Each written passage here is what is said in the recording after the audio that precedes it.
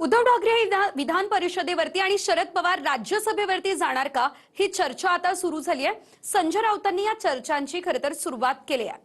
विधान परिषद आणि राज्यसभा मिळून केवळ 2च व्यक्ती निवडून येतील एवढंच संख्याबळ सध्या महाविकास आघाडीकडे आहे.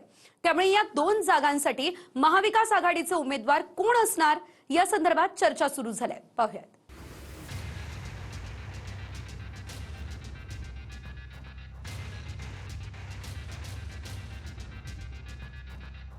उद्धव ठाकरे पुन्हा विधान परिषदेवर जाणार का आणि शरद पवार पुन्हा राज्यसभेचे सदस्य होणार का याच्या चर्चा सुरू झाल्या.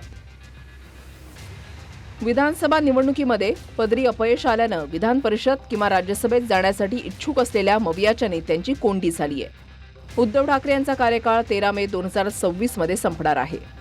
मात्र संख्याबळाच्या कमतरतेमुळे त्यांच्यासमोर आव्हान असणार आहे. येत्या मे महिन्यामध्ये विधान परिषदेच्या 9 जागा रिक्त होणार आहेत. या 9 जागांपैकी केवळ एकाच जागेवर निवडून जाण्याइतकं संख्याबळ मवियाकडे आहे.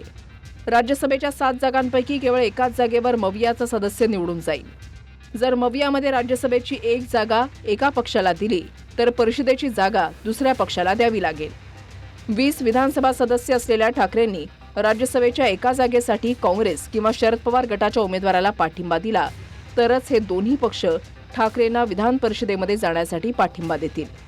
यापुढे विधान परिषदांच्या निवडणुकांमध्ये किंवा इतर राज्यसभांच्या निवडणुकांमध्ये एकमेकांना मदत करावी लागेल, तरच राज्यसभा आणि विधान परिषदेमध्ये आमचे लोक निवडून येतील सगळ्यांचे. आम्ही माननीय उद्धव साहेबांना ही विनंती केलेली आहे, आम्ही सगळ्यांनी, की आपण राज्याचे मुख्यमंत्री म्हणून काम केलेलं आहे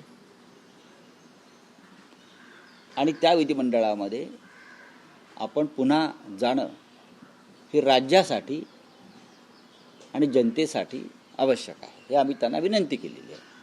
त्यांनी जावं अशी आमची सगळ्यांची इच्छा आहे. ही निवडणूक आम्ही महाविकास आघाडी म्हणून लढलो, लोकसभाही लढलो आणि विधानसभाही लढलो. आणि या 2 निवडणुकीनंतर या तिन्ही पक्षांनी एकत्रित राहण्याच्या संदर्भातला एक धोरणात्मक निर्णय हा झालेला होता.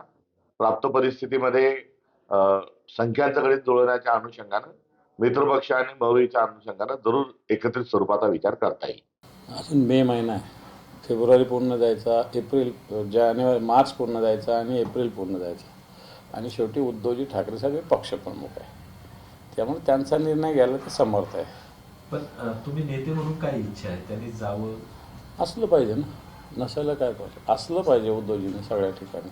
उद्धव ठाकरे हे पहिले विधान परिषदेत गेले, मुख्यमंत्री झाले, परंतु आता त्यांनाही कोणतीही निवडणूक आता तर लढवता येणार नाही किंवा मध्ये कोणती निवडणूक नाही. म्हणून जर जायचंच असेल तर विधानसभा मागचं दार ज्याला म्हणतात तोच एकमेव पर्याय त्यांच्यासमोर आहे. आणि मला वाटतं ते पुन्हा विधान परिषदेमध्ये जातील.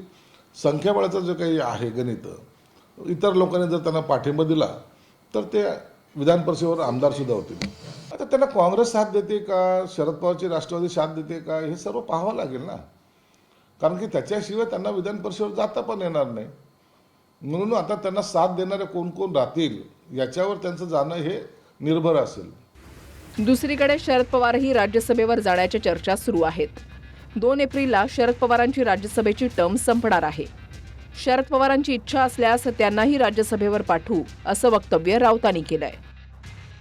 पण आम्ही जे त्यांचे चाहते आहोत ते आमच्या सगळ्यांचे मार्गदर्शक आहेत. तो आम्ही त्यांना सांगितलं, मी एकदा उद्धव ठाकरे सुद्धा होते माझ्याबरोबर, की तुमच्यासारख्या नेत्यानं दिल्लीत असणं म्हणजे महाराष्ट्राचा एक बुलंद आवाज आहे, ते असणं आहे. शरद पवारांनी ज्या दिवशी ते ठरवतील की मला निवडणूक पुन्हा लढायची आहे, महाविकास आघाडीकडे तेवढी ताकद आहे की पवारसाहेबांसारख्या नेत्याला निवडून आणण्याची. आमच्याकडे तेवढी मतं जरूर आहेत. आता देवेंद्र फडणवीसजी किंवा इतर काही लोक त्यांनी कितीही त्याच्यामध्ये अपशकुन करण्याचा प्रयत्न केला, विशेषतः दिल्लीतून, तरी तो यशस्वी होणार नाही. गेली 57-58 वर्ष या महाराष्ट्रातल्या राजकारणामध्ये सक्रिय सहभाग दर्शवलेला आहे आणि या महाराष्ट्राचं राजकारण शरद पवार साहेबांशिवाय होऊ शकत नाही, ही काळ्या दगडावरची रेघ आहे.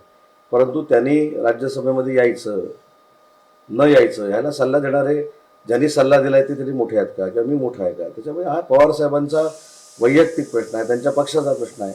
आपण किती मोठ्या लोकांना सल्ले देतो याचं भान काही लोकांना असलं पाहिजे. पवारसाहेब सक्षम आहेत. पवारसाहेबांनी देशाचं नेतृत्व केलेलं आहे. पंतप्रधान होता होता पवारसाहेब राहिलेले आहेत. त्यामुळे उद्धव ठाकरे विधान परिषदेवर आणि शरद पवार राज्यसभेवर जाणार का, काँग्रेस त्यांना पाठिंबा देणार का, हेच पाहावं लागणार आहे. Bureau report, TV9 Marathi.